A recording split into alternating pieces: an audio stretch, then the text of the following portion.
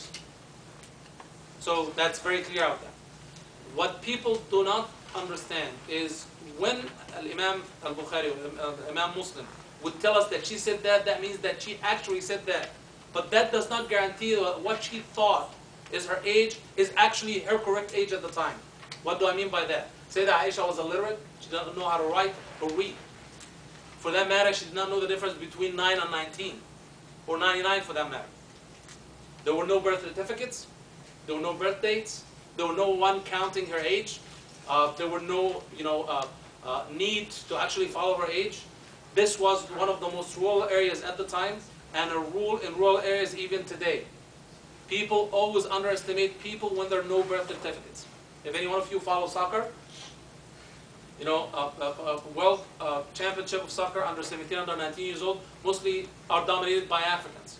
Even though Latin players and European players are more talented. Why? Because most of the African players are born in rural areas where there are no birth certificates, and overwhelmingly, most of the time, they think that they are much younger than what they are. So he's 21 or 22 years old and he's playing under 17 or 19 players and they dominate.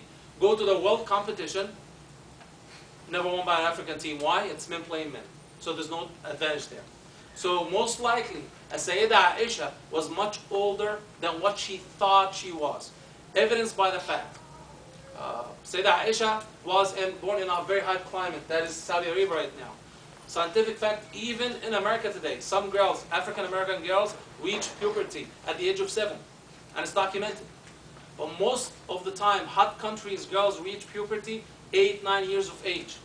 While in cold countries, let's say North Europe, Denmark or Sweden, 13 or 14 and sometimes 15 years old. And that's why the rule in Islam is not only the age.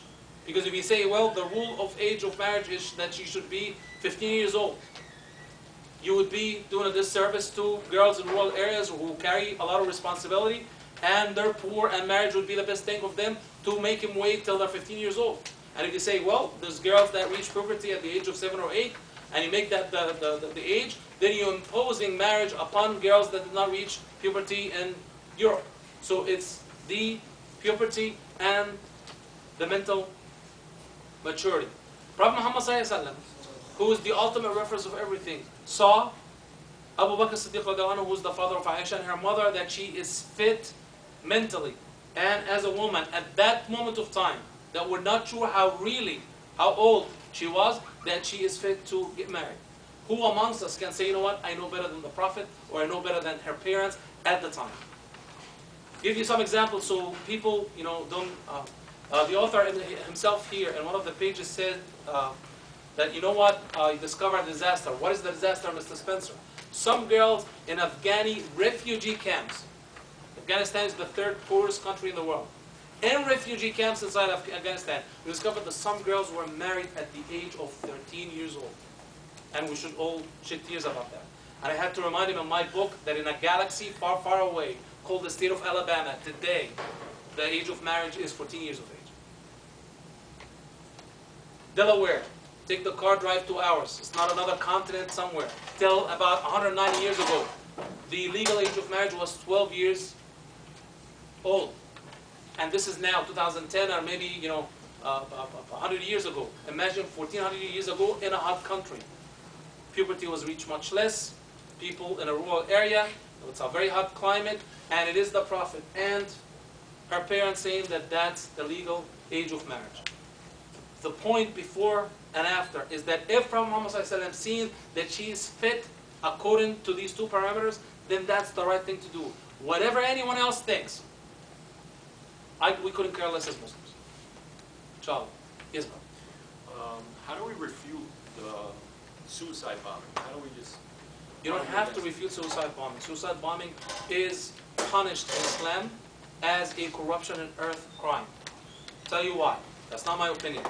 At the Battle of Uhud, Prophet Muhammad ﷺ was fighting, and then some companions came to him and said, this man is fighting so courageously that inshallah he's going to get tremendous reward. Prophet Muhammad ﷺ looked at him, and it's one of the miracles of Prophet Muhammad ﷺ, and answered them, لا بل هو في النار.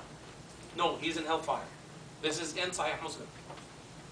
So one of the companions was baffled by this. The man is fighting, so courageously for the sake of Allah subhanahu wa ta'ala. How do you wind up being in hellfire? Followed the man in battle and discovered that at one point the man received a severe wound. He had very low tolerance of pain, and the man committed the ultimate sin of put his sword and leant on it and killed himself, committed suicide. Prophet Muhammad said that this man is in hellfire. Now let's compare that with a suicide bomber. This man went to battle, wanted to come back alive. He was fighting, wanted to come back alive. He was not fighting to die. He was fighting to live and defeat the enemy. Number one. How did he die? He received the wound while he was fighting for the sake of Allah subhanahu wa ta'ala, man to man and face to face as a soldier against a soldier. But he made the mistake is that when he received that wound, and he received it for the sake of Allah subhanahu wa ta'ala, he have low tolerance of pain and killed himself. Imagine now someone, and it's totally forbidden in Islam to kill civilians. No children, no women ever were killed in Islam. One incident that there's recorded by Prophet Muhammad that he was walking in the battlefield and seen a woman hit by a stray arrow. He stopped everyone and told them she was not fighting. Even though it's obviously a stray arrow, nobody intentionally killed her. But he was so angered that if one is not fighting a civilian, he should not be touched. Now compare that man that was carrying a sword fighting for the sake of Allah subhanahu wa ta'ala, man to man, face to face as a soldier, next to Prophet Muhammad was someone who wraps himself with dynamite, imminently kill himself. There's no doubt that he will die. So from the moment he gets out of the street, he is killing himself. That's number one. And killing innocent civilians who are not fighting him in battle. Some people come with crazy excuses. Oh, they occupied our countries, or did this, this, and that. And Islamic law is by the text. It's not by the thinking or by the excuses or by the justification. It's totally forbidden. The punishment of Haddul Haraba, which is indiscriminate killing of innocent, safe people, is to be cut in pieces in public, to make an example of the person. Not just execute him in public, cut him in pieces in public. So you don't have to refute it. It's one of the biggest crimes in Islam. As a matter of fact, when I was interviewed by one of the radio stations, and Allah subhanahu wa ta'ala inspired me with this, is that had the assailants of September 11th been caught, the law in the state of New York is that they would have life in prison, eating the most nutritious halal food with free health care that the average American does not have right now. In Islamic law, they would have been executed in public in a way to make an example of them. And just before I forget, the same, so we understand the size of Islamophobia out there. It was a progressive radio station. The radio anchor was really a nice person. This is his first question that actually, obviously, was a person question that he wanted to hear from me. He said, is it true that when a Muslim meets a Christian or a Jew, he has to convert him, and if they don't convert, he has to go ahead and kill him? That's what people think out there. And I didn't know whether to laugh or cry, but that's what we're dealing with. Go ahead. But like the occupied land, which you were talking about, yes. Like there's a couple situations that I have to argue against it. Like for example, the suicide, some scholars interpret it, the suicide mentioned in the Quran is one done out of despair. A lot of these suicide bombers lead successful lives, and now they have something to look forward to if they continue living. They do it for the sake of Allah. And then another thing is that, like, the civilian thing, in Israel, those civilians are actually occupiers, they're settlers.